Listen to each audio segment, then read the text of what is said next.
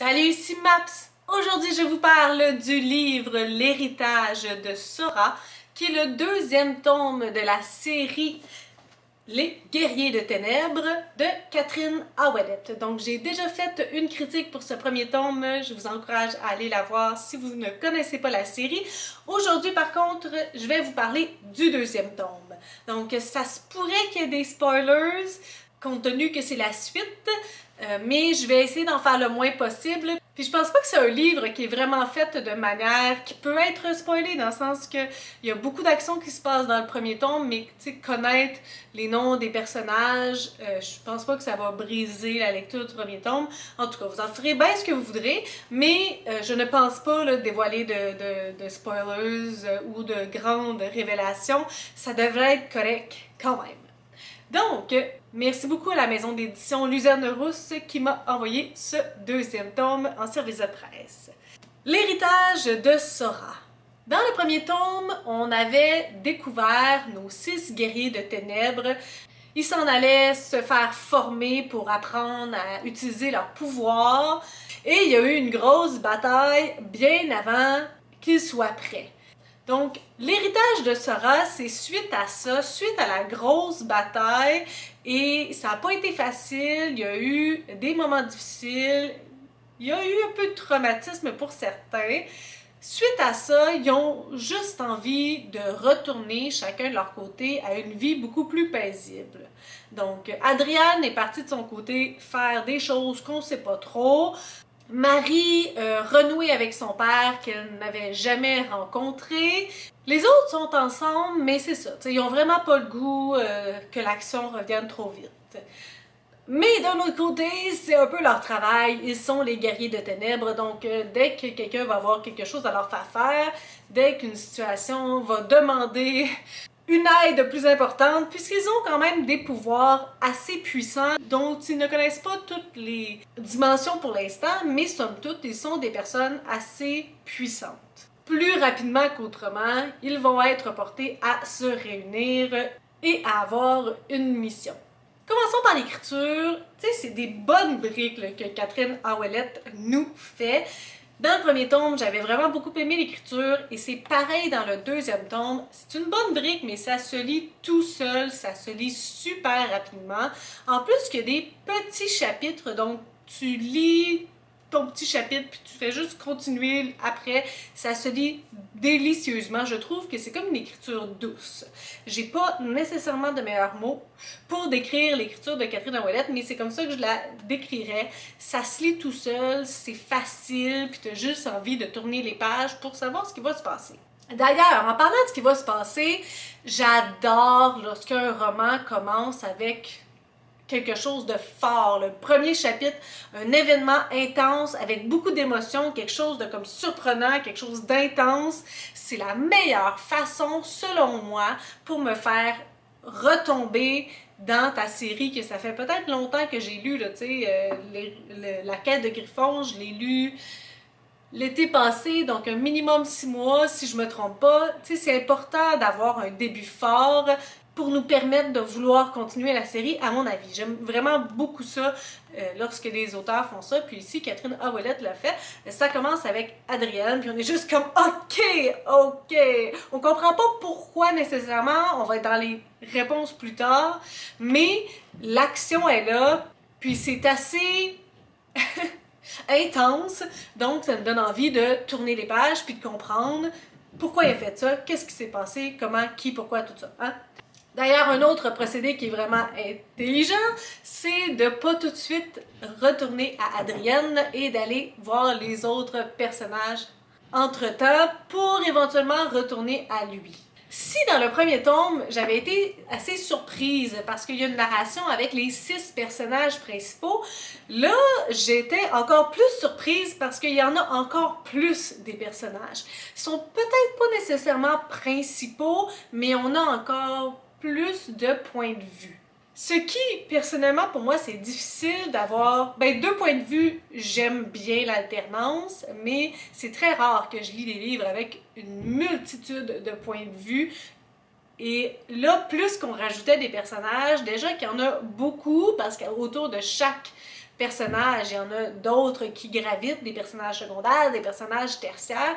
Donc, j'avouerais qu'au milieu du livre, je trouvais qu'il y avait comme beaucoup de personnages dans cette histoire-là. En plus que mes souvenirs du premier tome, puis tous les liens que j'avais déjà faits, c'est moins solide aujourd'hui que ce n'était lorsque j'avais lu le premier tome. T'sais. Si on avait expliqué des situations, si on avait construit le mur, là, si on avait fait des liens solidement, ben là, ça faisait quand même un bon temps, donc je me sentais beaucoup moins certaine, je me sentais beaucoup plus fragile dans ma compréhension des divers personnages, puis dans leurs liens entre eux. Certains exemples, je suis allée voir la page de l'autrice parce qu'elle a fait des illustrations de tous ces personnages pour me remémorer qui ils sont, parce qu'au-delà de leur nom puis de leur race, parce qu'ils sont différents types, il n'y a pas juste des humains, il y a des dragons, il y a différentes créatures, donc ça au moins ça m'a aidé, puis c'est une possibilité pour vous aussi. Je suis pas forte visuellement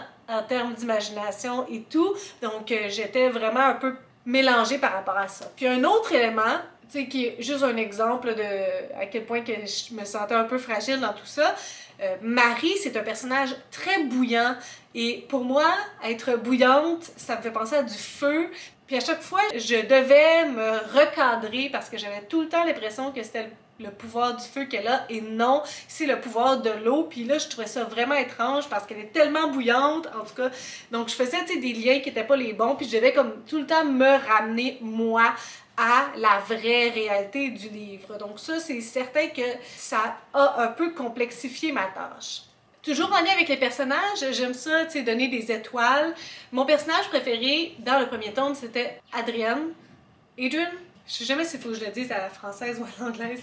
Dans le deuxième tome, Ulrich, je l'ai vraiment beaucoup aimé. Je l'ai trouvé comme tellement mignon puis naïf, mais comme sans malice. La Palme d'Or revient à Ulrich. Adrian, j'ai un peu moins connecté avec lui. Est-ce que c'est parce qu'il est un peu moins mystérieux? Je ne sais pas. Puis un peu la même chose avec Kérine. Je trouve que dans le premier tome, c'était super intéressant parce qu'elle nous donnait accès à ce monde fantastique-là. Elle qui vient d'un monde, tu sais, notre monde, notre Terre. Donc, avec ses yeux, avec elle, on apprenait c'est quoi cet univers magique-là. C'était notre personnage qui nous donnait accès à cet univers-là, mais là, on dirait qu'elle perdait un petit peu de sa raison d'être, dans le sens que elle est plus aussi nouvelle dans cet univers-là, elle comprend mieux que nous, possiblement parce qu'elle y vit, puis il fallait tout le temps la protéger de tout, alors qu'elle aussi, elle est une guerrière des ténèbres. Donc, j'aurais aimé ça qu'on lui donne un petit peu plus d'outils, puis qu'on la forme, puis qu'on l'aide à pouvoir se défendre, puis à pas toujours la garder comme en plan, puis comme « ouais, mais toi, t'es vraiment trop fragile pour nous aider à combattre ». J'aurais aimé ça qu'on la mette un peu d'avant-plan, puis qu'on n'en fasse pas une petite poupée fragile, quoique je comprends pourquoi les gens agissent comme ça autour d'elle. Mais c'est pas une position que j'aime de façon générale dans les livres, lorsqu'il y a quelqu'un à protéger tout le temps. Moi, je serais certainement celle cachée en arrière qui voudrait avoir ce rôle-là. Mais dans mon imagination, c'est pas un personnage comme super intéressant d'avoir, tu sais, une personne faible. Ben, elle est pas nécessairement faible, mais on a l'impression qu'elle est faible et qu'elle peut pas se défendre. Puis elle est comme un peu plus comme une épine dans le pied qu'autre chose. Contrairement au premier tome, j'ai trouvé que ça prenait un petit peu plus de temps à avoir une ligne directrice dans le deuxième. Puis là, je sais qu'on pourrait probablement m'argumenter parce que j'ai entendu des gens dire qu'il fallait lire les 100 premières pages pour comme vraiment embarquer.